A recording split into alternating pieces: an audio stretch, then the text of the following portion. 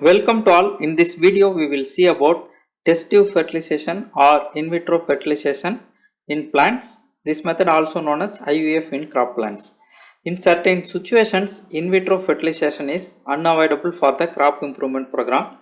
In certain cases, the pollen fails to germinate on the stigma, results in failure of natural fertilization. And in some genotypes, the growth of the pollen tube in the style is partially or completely stagnated, that results in failure of natural fertilization. The fertilization not takes place after self-pollination or cross-pollination is referred as self or cross incompatibility.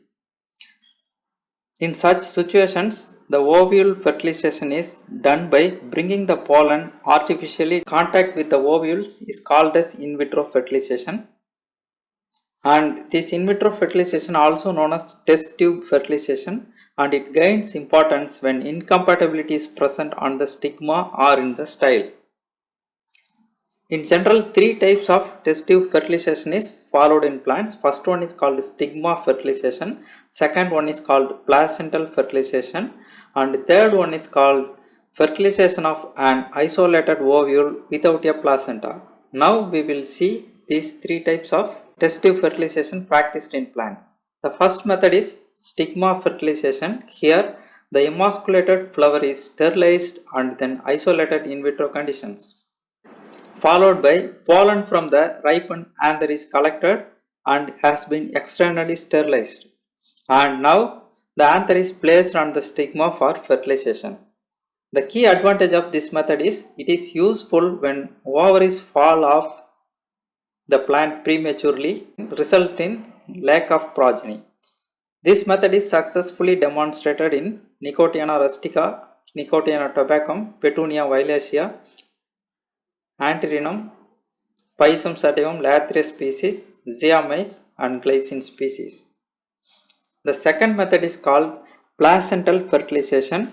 Here the flower is externally sterilized and the placenta explants with unfertilized ovules are dissected and inoculated onto the nutrient medium, followed by mature closed anthers at a stage of ready to open. Pollens are externally sterilized and make it ready. Now for fertilization, the anthers are opened under sterile conditions and the pollen grains placed near to the ovules. The advantage of this technique is it is useful to determine whether the pollen grains germinate, and if they penetrate the embryo sac, whether fertilization follows the proper procedure or not. This method is demonstrated in Caryophyllaceae, Gossypium and Zeamys. So here the ovules are dissected along with the placenta. That is the key point of this method.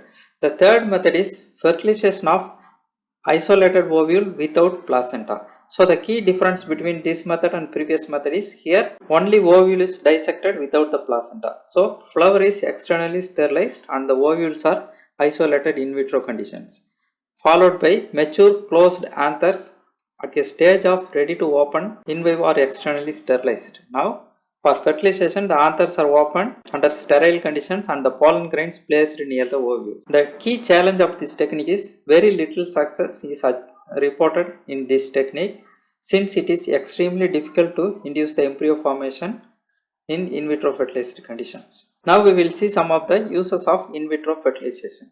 The first use is placental pollination is sometimes possible when the plants are completely self-incompatible in vivo conditions. Example is Petunia axillaris, Petunia hybrids. The cross fertilization may be possible in certain cases.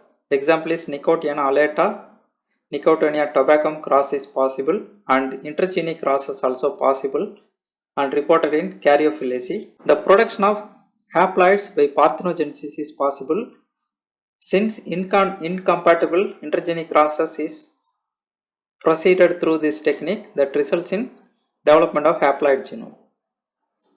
The abscission of a flower or ovary is sometimes unavoidable. In such cases, stigma fertilization may be the effective method. And another advantage is we can use it to study the physiology of fertilization process. Now we will see the key points to be remembered and considered for the successful in vitro fertilization in crop plants. The first point is the pollen grains and the ovules must be in correct physiological and morphological state for increased success rate. Second is the choice of nutrient medium is extremely important, and third point to be considered is the stigma should not be in sterilizing agent for long period since exudates may dissolve in the sterilizing agents. And fourth point is it is better not to remove the sepals from the flower. They can promote ovary growth. The fifth point is the placental fertilization is failed, then we go for stigma fertilization. And the last point is temperature may be a decisive factor, so we have to maintain optimum temperature throughout the period. Thank you.